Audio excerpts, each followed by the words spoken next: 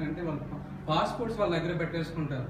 వాళ్ళు ఎప్పుడు వెళ్ళడానికి ప్రాబ్లం వచ్చి బయటకు వెళ్ళడానికి కూడా అవకాశం ఉండదు వాళ్ళకి. అలాంటి సిచ్యువేషన్లో ఉన్నారు చాలామంది. తర్వాత బయటకు వచ్చి ఇండియన్ ఎంబసీకి వచ్చినా కూడా దాదాపుగా మనం పంపడానికి కూడా ఇండియన్ ఎంబసీ దగ్గర డబ్బులు కూడా సరిగా అందరినీ పంపడానికి ఫ్రీగా ఉండవు.